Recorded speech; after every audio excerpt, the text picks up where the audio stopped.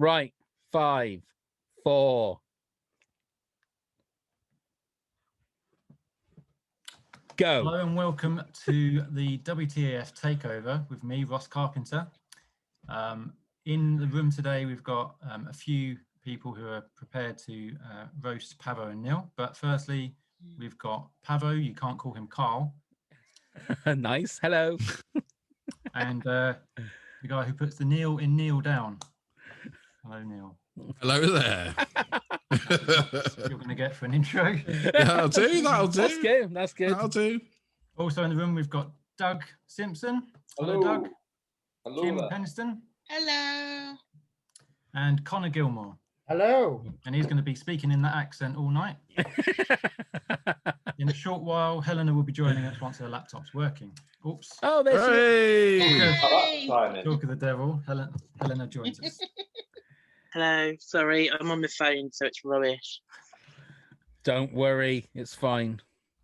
Right, I think myself and Neil, we are going to mute ourselves and leave you in the capable hands of Ross, and we're just going to be sitting here crying, I think. So away you go, Ross. Well, we'll be sitting here doing something, but yeah, go for it, Ross. Right, thanks, guys.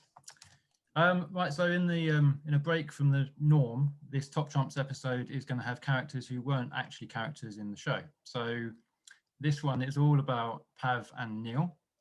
I think you by now sort of know the concept, which is that we've got 5 categories to judge the 2 on. They're going to be individual characters.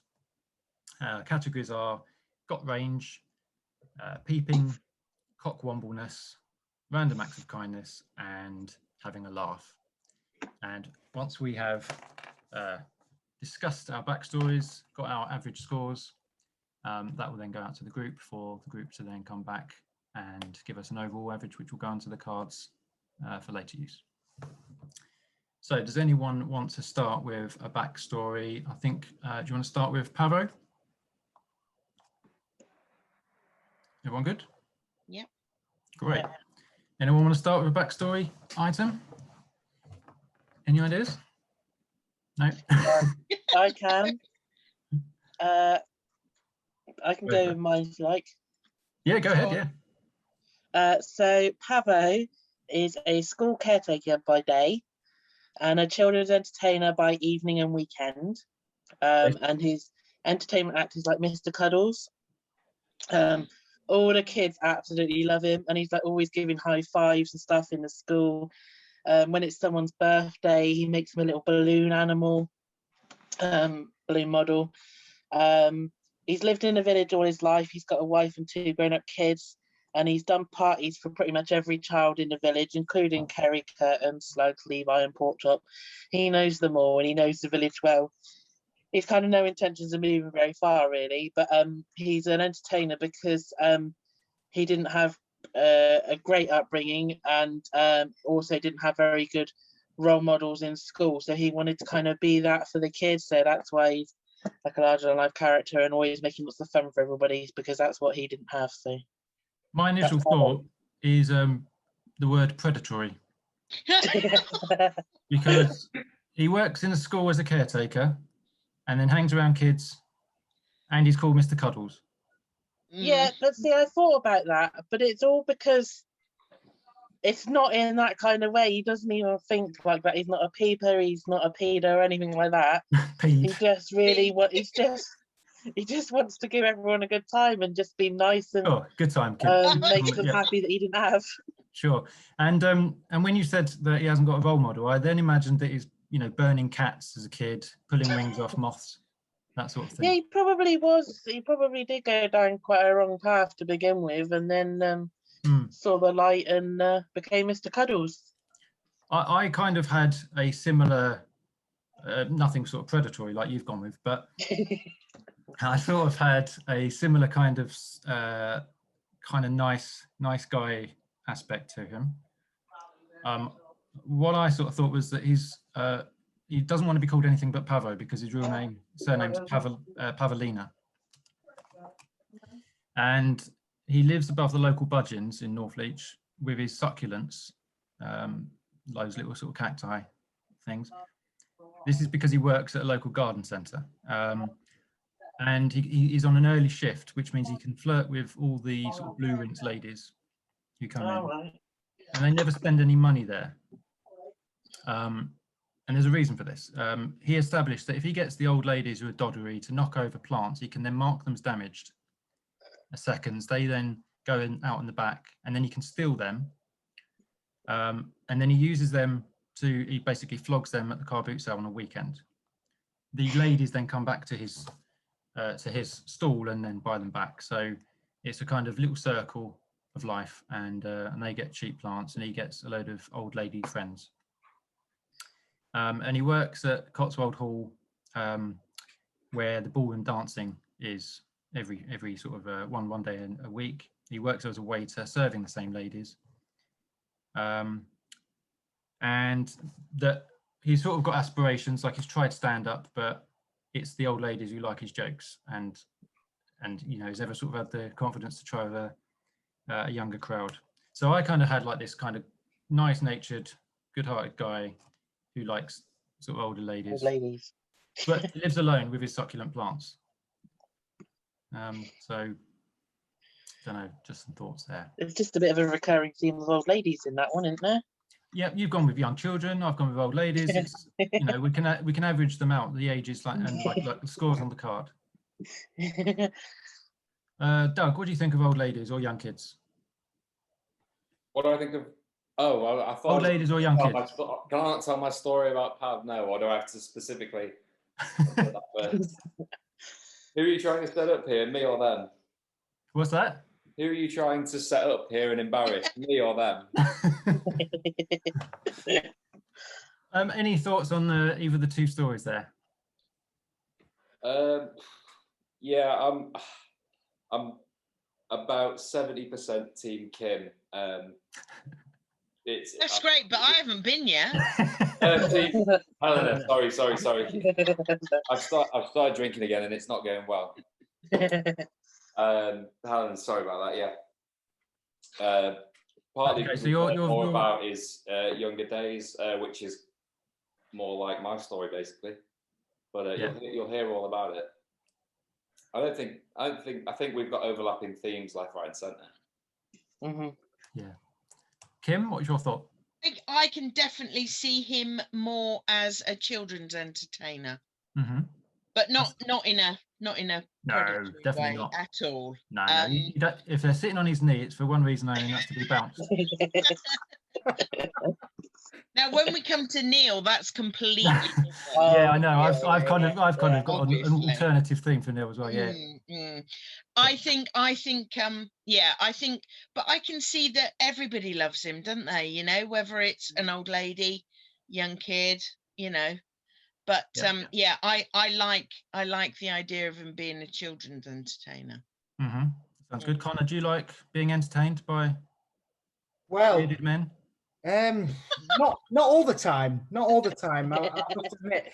But yes, I got stuff very similar along those lines. Nice natured, and then in capital letters I put "but alone." And for me, in my version, we can stick with the children's entertainer theme. Pavo, it's what he's done all of his life. He got happily married, had his children, and then his wife just got sick to the back teeth of him. He's just too nice. He's just too nice. So now he spends all his time in the shed in the garden, just talking to himself on the computer, and that's what he does. Just to keep out of the way of his dead marriage. Yeah, that certainly sounds like it could be accurate. I also imagine he's sort of ironing things that don't need to be ironed, like flannels and pillowcases and that kind of absolutely stuff as underwear, well. Yeah. I've also got an asterisk here by a line that I wrote, which was taken advantage of by Neil, which is something I was yeah, I've got that definitely. Yeah. Okay, so in terms of scores then, got range is the first category. Now I gave him a lowish score here because I think he's quite a soft fellow. In some of the earlier versions, I was thinking of him as a sort of failed singer, and I was going to make a joke about him having a low vocal range, but I dropped that because I didn't go with that singing story. So I've gone with 25 for range. What are your thoughts? I actually went quite a bit higher, but it was because my bio involved in being in a folk band in the 90s, which was all going really well until he got kicked out for brawling whilst on tour in Swindon, actually. So it was kind of the homecoming gig, and we just had a few too many and got into a brawl. So, but that said, you know, it was maybe a bit of a freak of nature, a one-off incident. So I only put him at 60, but obviously that's still quite high on the aggro. He's nodded at softness and he's nodded at aggro. So, you know, there's a lot to play with here. And do you think? But they were aiming for their reunion tour, which would have been beginning about a year ago today, and then pandemic. So, you know, it's quite sad end to the story. That is quite sad. Do you think aggro works well with children? Depends. Maybe he's got a high self-control that you can stop it when with kids, but when he's near his wife. Conor. Yeah, no, he's been trapped last year. He's probably seen red quite a few times. Do you think it's a wife beater, Helena? No. No. Mr. Cuddles, of course he isn't. Yeah, exactly. He's a lover, not a fighter. Yeah. He's probably got one of those special duvet covers he's got on Redbubble or something with some kind of, I don't know, soft monkey on it or something. Kim, what do you think for Got Range? Got Range, as I've said, I think he's a lover, not a fighter. I've given him 10. 10, okay. I actually said 50, I meant 15, not 25 for Got Range. Conor. Yeah, I put 15 as well. I reckon he puts up a nice tough front, but underneath is a big softy. Yep. Now I'm starting to regret judging him on the role of Swindon in the 90s alone. I think, yeah. I mean, he did go mental that night. So. It was assault. Yeah. But I don't know. And Helena, what did you put? I've gone really low. Mr. Cuddles has got no fight in him at all, so I've gone for 4. And that's only because sometimes he can hug a bit too hard. You know, sometimes when you just want a nice little light hug and off you go, and he can just squeeze a little bit too much. You're just like, no, stop it. So yeah, 4. Okay, 4. Well, that gives us an average of 21 for Got Range, which is the oldest age we'll entertain. That's good. Okay, Peeping. Now again, you know, both our stories have him as quite a good guy working either with the elderly or with the young kids, and Peeping is certainly something that shouldn't be done with either of those age categories. Kim, come to you first for your. I've got a 15 on that because this is going to sound really bad in present company, but he is a man, yeah. And I think you know, everybody likes to have a little look, yeah. I don't, Kim, but yeah, carry on. Yeah, but he's not on, and I think I don't like to say this, but I think sometimes he may be encouraged to look at things that he might normally not choose to look at by the other one, you know. But you've looked at that body floating in Barrymore's pool. I made that because of the arrest today. No, but you don't get ideas about special sauce from nowhere, do you? I mean, you know. To a comment you made off camera just a minute before, yeah. And he's watched 2 Women, 1 Cup. Yeah, that's the one. That's the 2 Women, 1 Cup. Yeah. Yeah. I mean, that certainly is something that if you haven't seen it, watch it. Get it on DVD. Don't watch it. Then if you do see it, you get extra Peeper percentage points. Is that how it works, Ross? Definitely. Oh, damn it. I mean, you can get turned off quite strongly by the reaction videos. They're bad enough to watch. So right. You ever see the real one, Conor? And then, Conor, your score for Peeping? I think mine's quite low as well. I got 20, and My reason for it is he's thought about it, but he's never dabbled. The thought's been there, but he's chosen not to. For now. That's good. For now. Wait till his career starts sliding. Yes, it's what happens. Not got the restriction. Not got to be on quite such good behaviour anymore. Absolutely. Helena. You like 10. 10? 10, yeah. Not that he's not really interested like that, but he is a man in it. Anybody looks, don't they? You know, when he's at these children's party, they'll have a look and see what's there and look at all the mums and stuff. Not the children. Yes. Well, Not the children. Yeah, but I don't think it's really on his radar at all, really. He's just there to make people laugh and stuff, and he isn't a Martin Mucklow. No way. Mm-hmm. Okay, good stuff. And Doug, presumably you've gone quite high because not as high as you'd think. So I've gone 25, but on the basis that at some point during the last lockdown, he'll have tried out a new internet browser and searched the video for something like Empire official gets destroyed, and it's accidentally been a Star Wars related porno, and he can't help himself because he couldn't click off it, he couldn't press escape, and you don't unsee that. Is that actually a thing? It must be. I've seen memes. I haven't made memes of that subject, but it's definitely starring Luke Skywalker, Kim. Yeah. You see, if I'd been working really hard on my puns, I'd have got a lot closer to something like that. But I've still only said 22. So compared to how violent I thought he might have been because of the folk brawl incident of the 90s, I think that's quite kind. No, that's good. That's kind of that gives him an average of 20. So it's actually lower on peeping than he is in fighting, which is what I think would be fair. Cockwomble. Conor, not you.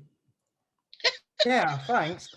I've got quite a small score for that as well. I've put 10. I think he's got a heart of gold underneath. As I said before, I think most of it's a front. He does just to try and keep that shield up in front of his wife. But yeah, underneath it all is heart of gold. That's a lovely comment there. 10. Doug, go for your. I've been getting lower, so yeah, I've gone 15.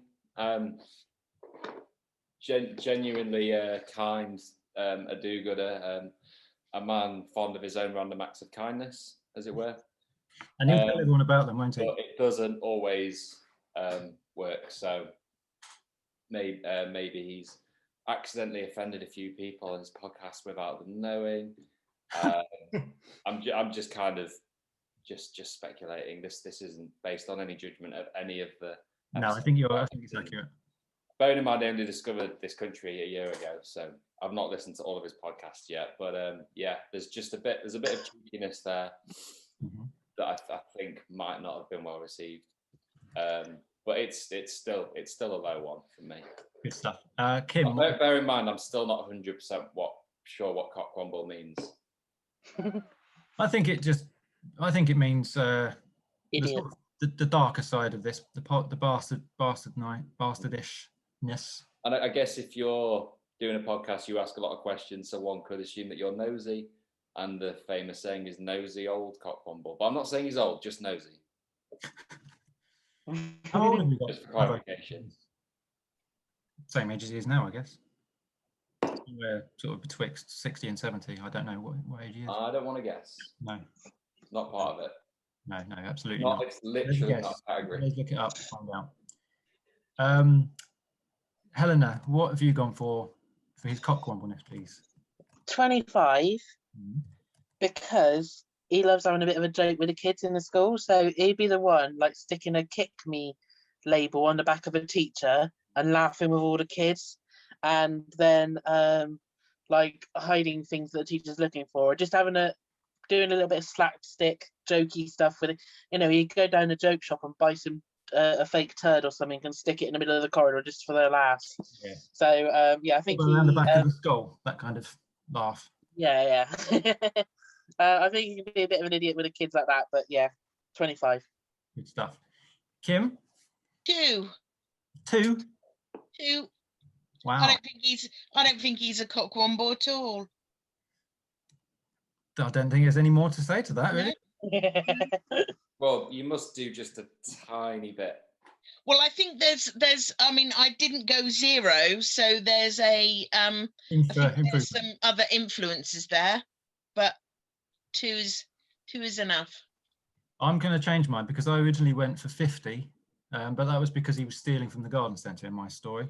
Yeah. He's not stealing from the garden centre now. He steals from kids. It's not stealing if they drop the pocket money. So I'm gonna go for 25. I think for that. That gives an average of only 15 for being a cockwomble. Looking quite good for him so far, isn't it? Right, let's count to ribbons now. Random acts of kindness. I'm going to start with you, Kim. 89. Oh. I think there's a lot of kindness there. And whenever I send a request in, he always sings my song. So I like that. Yeah. I don't think he's got a horrible bone in his body. Okay. What about the real Pavlo? No, just joking. Right. Conor, what have you gone for random acts of kindness?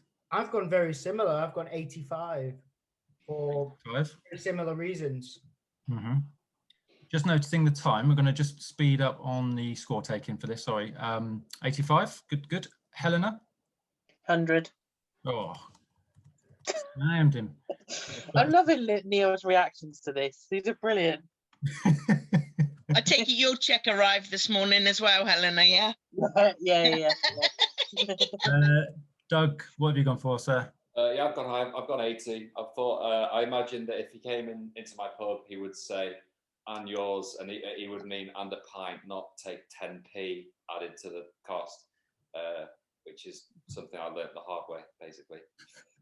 Yeah, I think he'd be the right end of that spectrum. Yeah. I think he would buy crisps or peanuts to share with people. That's going to be the theme across anything that I say about the random acts of kindness. I've gone for 80 because of just giving the old ladies a bit of a reason to live, really, for a few remaining years. Okay, having a laugh. Doug? It's 80 again, actually. 80 again, okay. Yeah, solid banter. Yeah, the kids all laugh when he comes out with a whoopee cushion or whatever. Yeah. I'd say a good balance of laughter between ripping other people and ripping himself. Which I value. Yeah. Helena, what have you gone for? 100.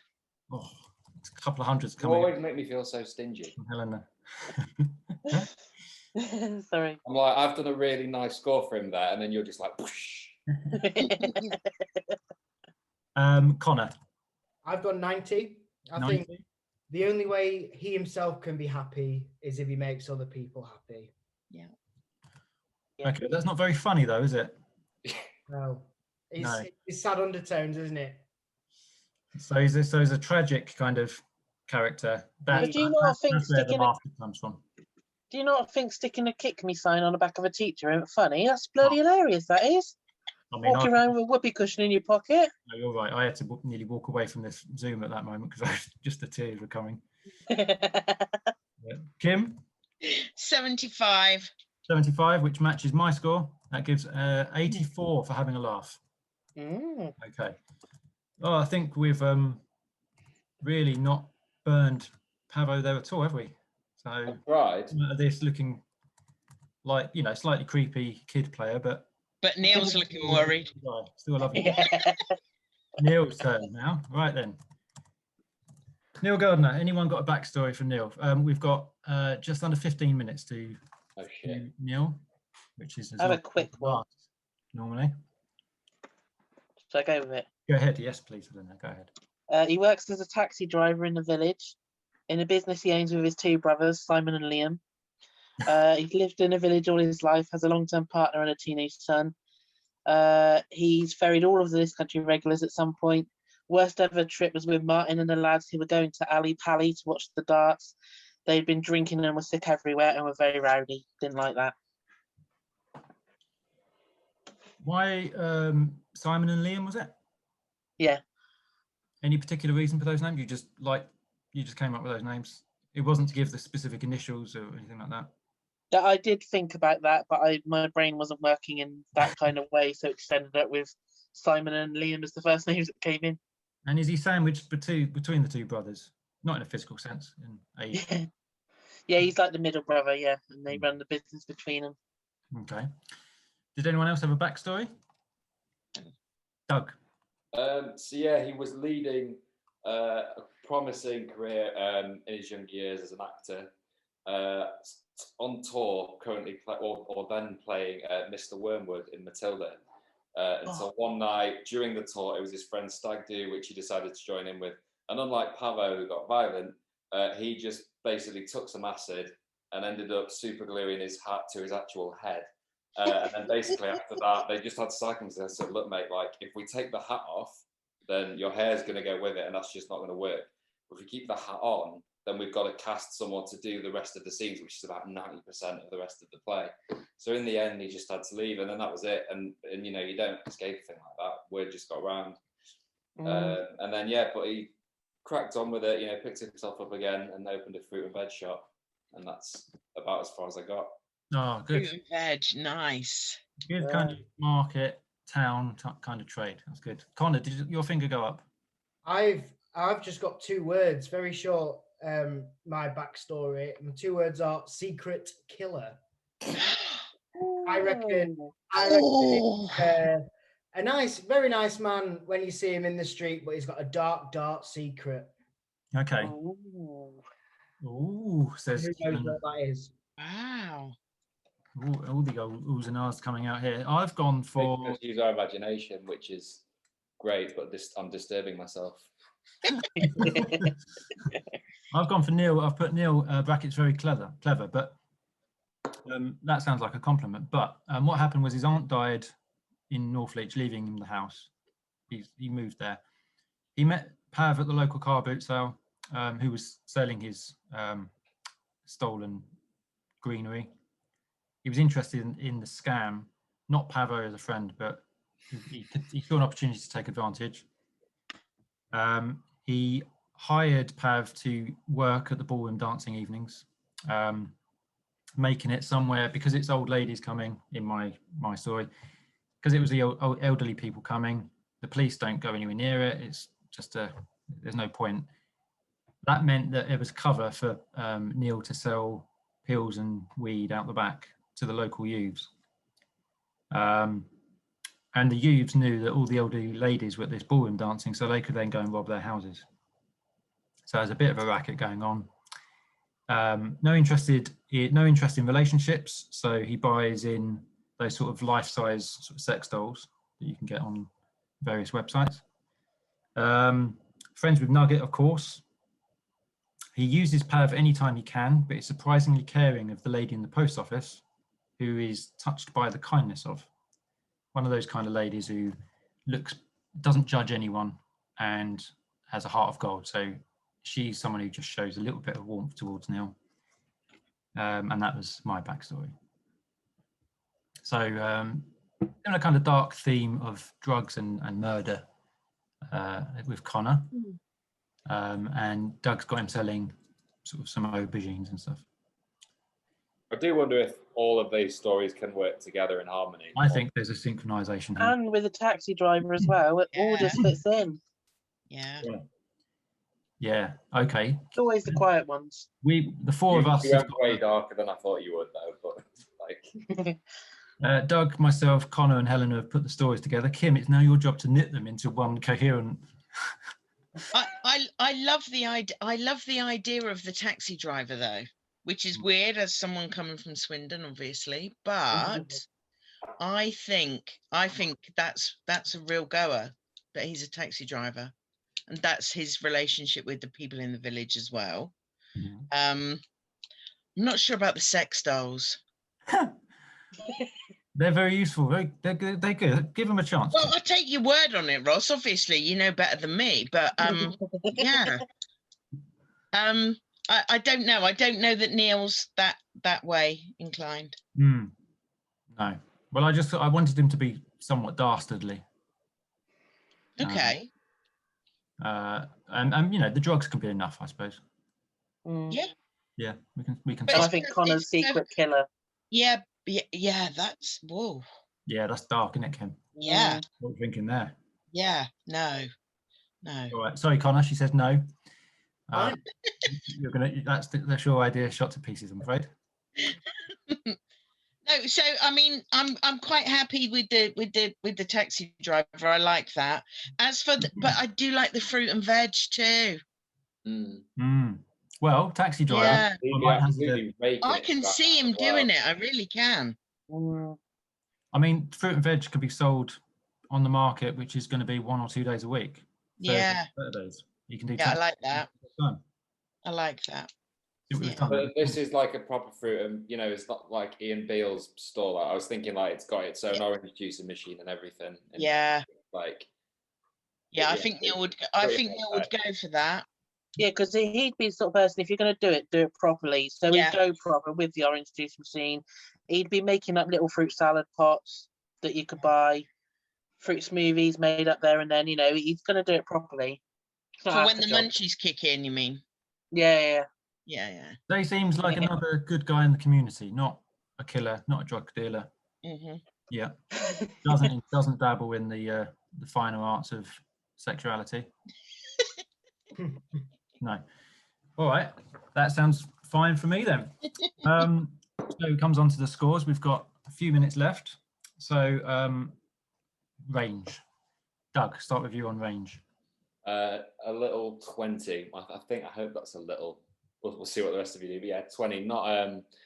Not any violence as such, but probably quite skilled, quite strong. He's lifted a lot of boxes of stock around, so he's got the biceps for it. I just don't think he's really put it into practice. Got a different type of gun, Conor. Yeah. Okay, 20. Kim. I think 40. 40 for his range. Because I think as obviously, as you know, can get pretty rowdy on the market when you're talking about oranges and stuff. But I think also he's got to know how to handle himself as a taxi driver as well. That's true. Yeah, even with that thing that slides across, he's still got to. Yeah. Okay, Helena. 75, because he's a black belt in judo. Oh wow! Is that? And he can defend himself. He doesn't look for trouble. He doesn't instigate it, but he can defend himself and his customers in a taxi. And he's quite protective, especially over the whole Swindon thing. He's quite protective of any vulnerable people in his taxi. Hence the black belt. All right. I mean, a bit disappointed you didn't bring that up in the earlier, you know, what's the story thing, but we'll go with that. Conor. So I've adjusted mine as the story adapts. So now I've got 63, and my reasoning for that is that we all know that he just takes no shit, basically, with his both the taxi and the veg shop. If any youths try and pull a fast one on him, he's having none of it. If anyone tries not to pay him after a ride, he will just stomp the knees backwards. He's not having it. He will take things seriously. Oh, okay. And you've still given him lower than Helena's given him. So even if he stamps people's knees backwards. Maybe that says a lot about me. I don't know. I'd gone for 90 originally because he had all the kids protecting him. But as a taxi driver who sells green gauges, I'm going to drop that down to 35. Ooh. Gives an average of 47 for his range. Fair. Okay, he's peeping. Now, greengrocers, they're all there, aren't they? Hello, darling, what love? All that sort of caper, aren't they? So, Kim, what are you thinking? 80. Yeah, I like it. I think he knows the sites, and he knows where to send Pav for his perusing of the internet and things. So I think, yeah. Okay, 80. Conor. I've got 82. I think he likes talking about his melons, and he likes trying to get people to buy the nice juicy pears. So yeah, 82. And you didn't even know there's a greengrocer theme going, and you've just made that up on the spot, and that's. I have, yeah. Again, says a lot about me. Doug. Well, I mean, sort of similar, but I'm on 65 because I don't feel like any of you are getting this. This is a classy fruit and veg shop. This is not your Ian Peel or you like. Oh yeah, it's still relatively high for people. You know, like I'd say anything above 30 is probably not good. But yeah, I mean, it's classy. You know, he's got a personalised apron with an embroidered initials into it. Sweet. And yeah, I'm getting slightly stressed out about the direction that the fruit and veg story is going in, but I brought it on myself by not elaborating enough in the first place. So there we go. Sorry, I mean, Helena started it off by adding in judo. It takes the path it's going to win. Yeah, I've still said it's quite high, just not. What did Conor give? Conor gave 82, 17 higher than yours. Yeah, I know. Helena. 50. A bit indifferent about it, really. It could go either way, couldn't it? Yep. 50. I've gone 70. That gives him, for peeping, 69, which I think is apt. Hey. You couldn't write it, could you? No way. Okay. Cockwomble. Kim, what are you thinking? 42. I think it depends. It's back to one of those depends which way you look at it kind of thing, which we've had with a lot of the characters. I think there will be those that say a lot of his actions are a bit cockwomble-ish, but yeah. Okay, no problem there. Helena? 40. 40, similar score. Yeah. Okay. I think he's never, he can be led astray, I think, which is probably his issue more than anything. He doesn't really never instigate things, but he's led astray and then things just escalate. Yeah, I think that sounds reasonable. And Conor? I put 51. I think he's quite neutral in this one. I think he's the sort of person, his motto would be, you scratch my back, I scratch yours. If you're good to him, he's good to you. If you're a cockwomble to him, he'll reciprocate that, I think. And that's a nice taxi driver attitude, I think. Yeah. Doug? So I've gone 40 based on two different phases of his career. So I've gone 60 in relation to the Mr. Wormwood acid hat incident. Yeah. But then dropped that down to 40 when he got his life together and started Britain's classiest fruit and veg shop. So I'm bang in the middle of that. I'm going to go 40. So yeah, 60 to, sorry, I'm going to go 50. Yeah, 60 to, 50. 50. Halfway between. That's it. Yeah. Average 60, yep. And I've gone for 40, giving him 45 for Cockwomble. 3 times the Cockwomble of Carl, just to, if you want to put it into multiples.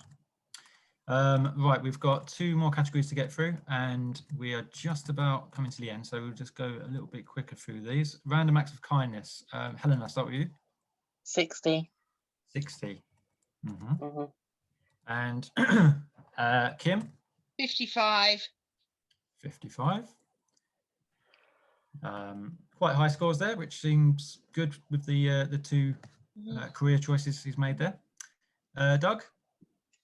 75, because on a Wednesday, he gives all his regular customers a free orange. Would you care to guess what he calls that day?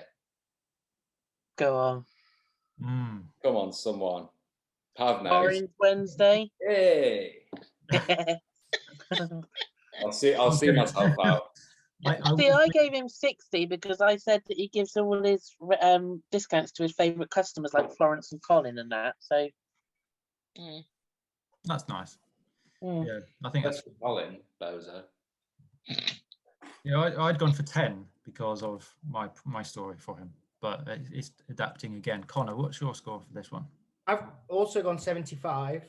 and for similar reasons, I think that he's got his favourites. He'll help out the people who are closest to him.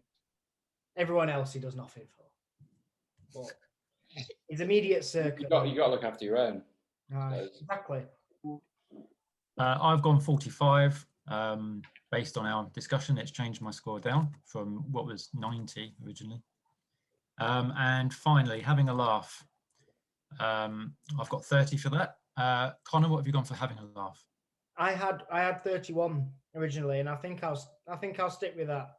As I say, he's got his group that he'll have a bit of banter with, but everyone else is just his normal self. Mm-hmm. Helena? 50. 50.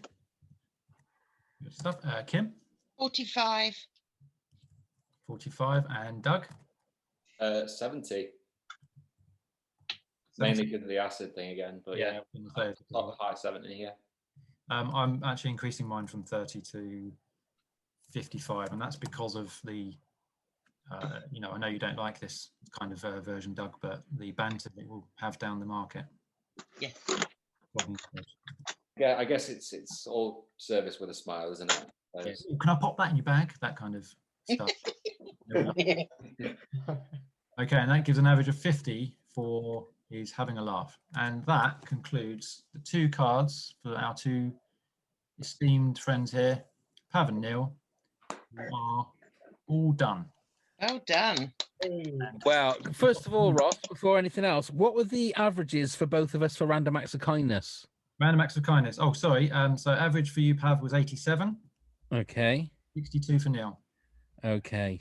First, I'd like to say I think I'd come out of that a lot better than I thought I was going to do. Yeah, a lot nicer. We were expecting a real roast. And I now forever want to be known as Mr. Cuddles. That's Mr. what Cuddles. Mr. Cuddles. And, Were you friends of Keith Harris? Right. And Ross, you had me down as Fagin or something.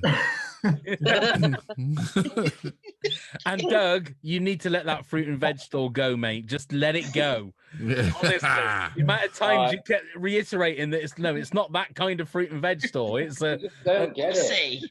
They're still going. They just don't get it. No, they don't, and they're rewriting my plot, and I can't deal with that. Like, so it's like every piece of fruit individually wrapped or something. Is absolutely. that how? Look, if they want to change it, they can make up their own story about Neil owning his own fruit and vegetable. I'm fine with that. He's genuinely getting pissed off. I will take the competition happily. No, I feel like I can't be anything but happy with those scores. So thank you very, very much for that. I feel that's a lot of fun. Thank you. I feel like I've really been let off the hook there. Ross, thank you so much. Round of applause. Yes, thank you, Ross. Thank you, Ross. A wonderful host there. I mean, he couldn't have been more partridge, I thought. There you go. That's it. Thank you. Thanks, everybody, for taking part. Yes, thank you very much, one and all. That was a lot of fun. It was. Neil. It's up to you to finish it off. Well, finish it off again. Yes. Hey. Oh, never mind. So thank you very much, one and all, for doing that for us. Like Pav said, we did come off a lot lighter than I thought we would, apart from Ross's story on me with this drug deal. And what is it with kids, Ross? You have me having kids, you got Pav with kids. Is there something you want to own up? Please, use this as therapy, Ross. Use it as therapy. I didn't actually have Pav with kids. That was someone else's. Kids. Yeah, that was. Oh, was it? It was the kids. Sorry, Ross. I'll take that. You were the old people with Pav, weren't you? Well, they were kids once. Yes, true. Yeah, I run the gamut with young kids and old people. So yeah, Mr. Cuddles. I'm there for everybody. Yeah, Mr. Cuddles special sauce. Well, we'll leave it at that. We will leave it at that. Thank you very much, Ross, for hosting that one. It was an absolute joy to listen to it. Thank you very much, Doug, for joining us and your kind stories. Thank you very much, Kim, and your input. Conor, it's been a pleasure. It always is to see you, my friend. Thank you very much. Enjoy your gin. Helena, on the phone. That's commitment for you. Thank you very much. We will see you all next week, hopefully. Take care. Have a wonderful week. Bye. Bye.